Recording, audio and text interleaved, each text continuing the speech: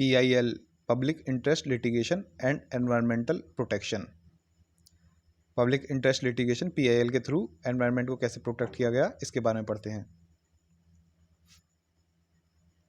Most cases of environmental protection are through PIL by party not affected.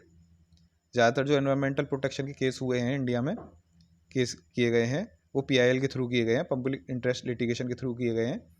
इन केसों को ज़्यादातर उन लोगों ने किया है जो कि अफेक्टेड पार्टी नहीं थी, उनको खुद को हार्म नहीं हुआ था, लेकिन पब्लिक इंटरेस्ट में उन्होंने ये केस किया।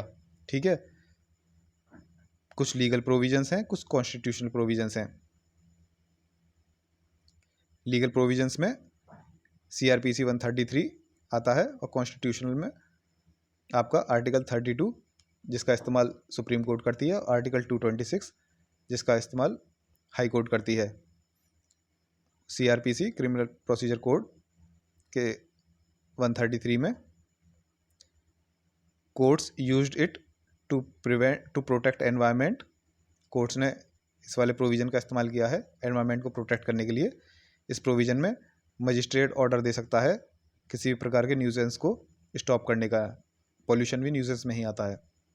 केस लो जो इसमें याद रखने हैं आपको, देहरादून लाइमस्टोन वाला केस, कूलवाल जयपुर वाला केस, मेहता MC मेहता गंगा वाला केस, किंकड़ी देवी माइंस वाला केस। अब इसको थोड़ा डिटेल में पढ़ लेते हैं।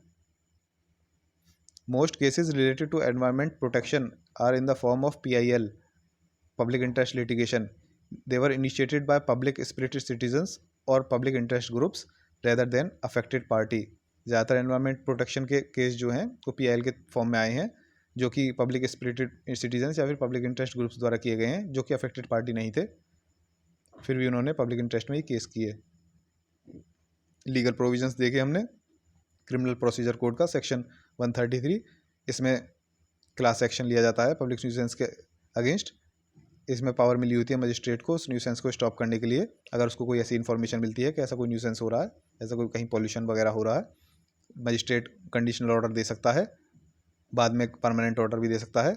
इससे क्या कहते हैं, एक स्पीडी और इकोनॉमिकल रेमेडी मिल जाती है, बहुत ही जल्दी क्या कहते हैं उस पॉल्यूशन वगैरह को रोका जा सकता है या फिर कोई स्टेप लिया जा सकता है सेक्शन 133 का इस्तेमाल करके।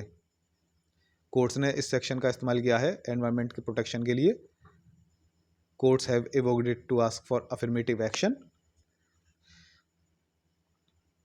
कोर्ट्स ने इसका इस्तेमाल करके अफर्मेटिव एक्शन, जैसे म्यूनिसिपैलिटीज़ को डायरेक्ट किया गया है to provide amenities of life, सुविधाएं प्रोवाइड कराने के लिए म्यूनिसिपैलिटीज़ को इस सेक्शन का इस्तेमाल करके कोर्ट ने ऑर्डर दिया है। Factories causing noise in residential areas order to wound up, इस सेक्शन का इस्तेमाल करके फैक्ट्रीज़ को ऑर्डर किया गया है बंद करने के लिए, अगर वह रेजिडेंशियल एरियाज में नॉइस क्रिएट कर रही हैं, न्यूसेंस क्रिएट कर रही हैं। कॉन्स्टिट्यूशनल प्रोविजंस हमने दो पढ़े थे, आर्टिकल 32 और आर्टिकल 226। 32 सुप्रीम कोर्ट इस्तेमाल करती है, 226 high court. Through invocation of original jurisdiction, original jurisdiction जो है कि डायरेक्ट कोर्ट इस केस को ले सकता है, कोई अपील के थ्रू ना लेना ज़रूरी नहीं है। इसका इस्तेमाल करके सुप्रीम कोर्ट आर्टिकल 32 के अंडर और हाई कोर्ट आर्टिकल 226 के अंदर यहाँ पे PILs फाइल की जा सकती हैं रिलेटेड टू एनवायरनमेंट। ओके, इनका इसमें traditional rule of locus stanza not stand in way in cases when environmental questions were raised. जैसे कुछ लोकल स्टैंडा होता है, मान लो आप अफेक्टेड पार्टी हो, आपको हार्म हुआ है, तभी आप केस कर सकते हो। इसमें एनवायरनमेंट वाले केसेस में ऐसा ज़रूरी नहीं है कि आपको हार्म हुआ, आप अफेक्टेड पार्टी तभी आप कर सकते हो, आप पब्लिक इंटरेस्ट में भी कर सकते हो। हालांकि आपको हार्म नहीं हुआ, आप अफेक्टेड पार्टी नहीं हो, तब भी आप इन केसेस में केस फाइल कर सकते हो।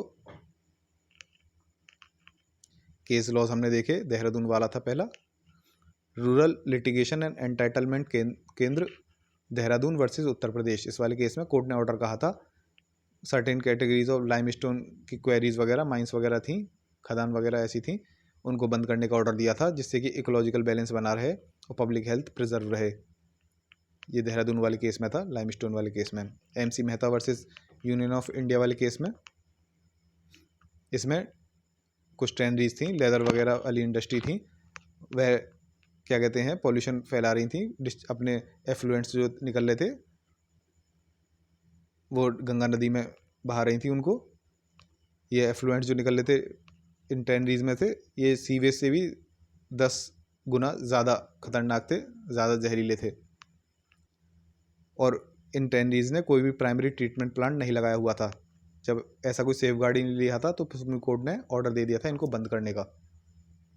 एल के Koolwal versus state of Rajasthan, इस वाले केस में राजस्थान हाई कोर्ट ने अलाउ की थी पिटीशन जयपुर के सिटीजन्स की for the preservation of sanitation in the cities. Jaipur city में साफ सफाई से रिलेटेड एक पिटीशन थी जयपुर के नागरिकों की, उसको राजस्थान हाई कोर्ट ने अलाउ किया था। किंकड़ी देवी वाले केस में क्या था, किंकड़ी देवी वर्सेस हिमाचल प्रदेश, इसमें हाई कोर्ट ने ऑर्डर दिया था सभी माइनिंग एक्टिविटीज़ उनको बंद करने का जो कि एनवायरनमेंट के लिए डेंजरस थी, खतरनाक थी।